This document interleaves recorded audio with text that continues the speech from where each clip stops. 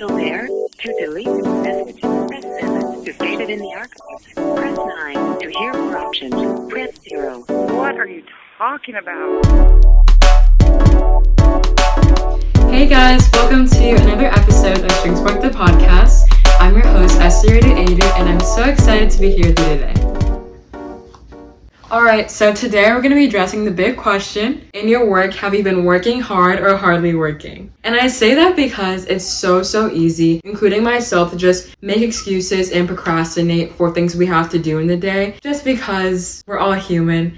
And it's really easy to do those things. But at the end of the day, it really just does stifle our progress. So today we're going to address the question and help you move forward. And here at StringSpark, we're all about developing musical excellence and excellence in youth in general. And so all these tips are going to help you develop in your musical journey, for example, or in any journey you are in general in your life. And yeah, these tips will definitely help with your work ethic, and so I'm definitely excited to get into it. And our Febreze bottle is going to be our mic for the day, yeah. Number 1, stop time blocking and start self-monitoring. So yeah, time blocking is just essentially, making a schedule and assigning a set amount of time to that part of your schedule. So you're like, okay, so from 8:30 to 9, I'm going to go for a run. And then 9 to 9:30, I'm going to have breakfast, and so on and so forth.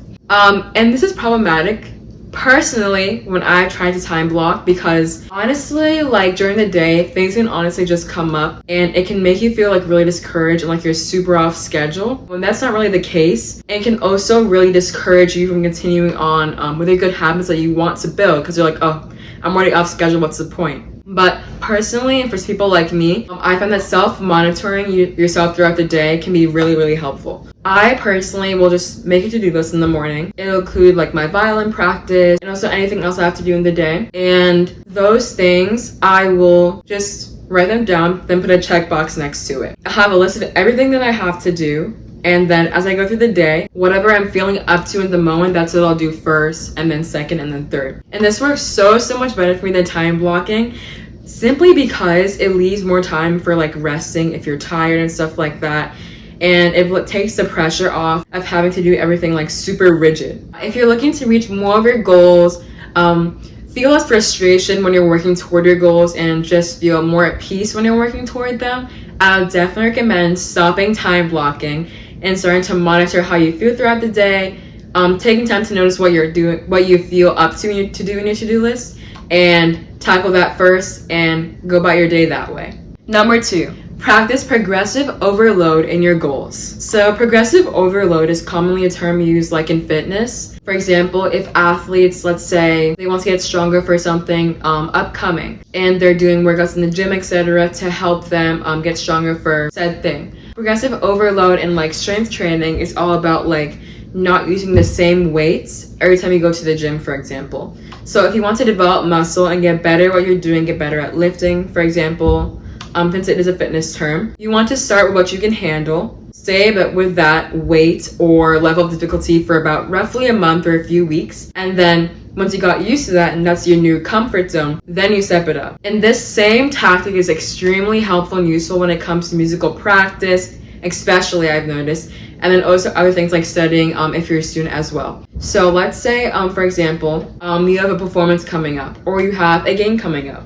You know that you need to be practicing, maybe you feel it's going to take you a solid 3 hours a day of just practicing or listening to recordings to get better at your piece. If you're studying for an exam, for example, and you feel you need to be studying for 3 hours a day or an hour a day, whatever the amount is for you. If you have the time, the best thing to do to prevent frustration working toward your goals is to start lower, and then once you get comfortable with each time or duration, then you can step it up a notch.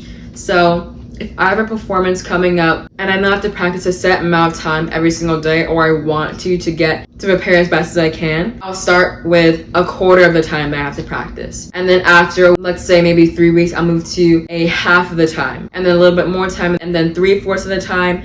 And then eventually, when the time is drawing near, I will step it up to my original full goal of how much I wanted to be practicing. This really helps me make effective progress. It frustrates me less, and it helps me just reach the milestone I'm trying to hit quicker. Because if you have no stamina in said thing and you just get going at full force, it's going to be really hard to stay consistent. And I found that being consistent is way more important and way more helpful in maintaining and achieving your goals than the duration you're doing it in one sitting for. So yeah, I would definitely recommend practicing progressive overload in all of your goals. Start smaller than you think you need to, and then you'll end better than you think you will.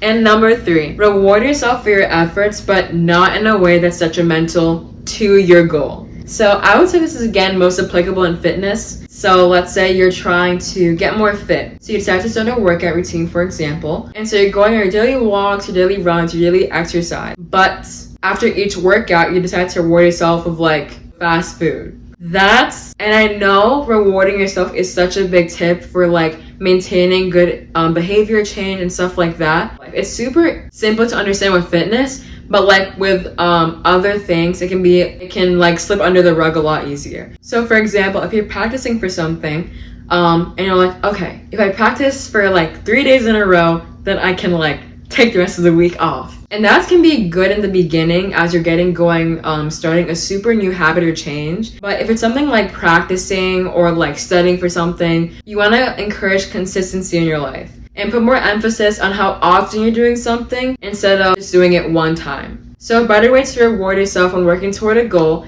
would definitely be like, oh, okay, if I do this 2 days in a row, then I can go to the mall and like get something fun. Or if I practice every single day this week, I can go and get this thing I've been wanting. So you can make a reward that's more like, once I finish my allotted time reciting or allotted time for practicing my instrument, for example, I can go and get like a sweet treat like ice cream or things like that encourage you to finish out what you set out to do and also help you stay consistent. Alright, so thank you so much for listening to this week's episode. I would love to hear what you'd like to hear next. So leave a comment, subscribe, and we also have a Q&A section on our Spotify. So you can also definitely leave a comment there to let me know what you'd like to hear about next. Thank you so much again, and I'll see you next week. Bye-bye.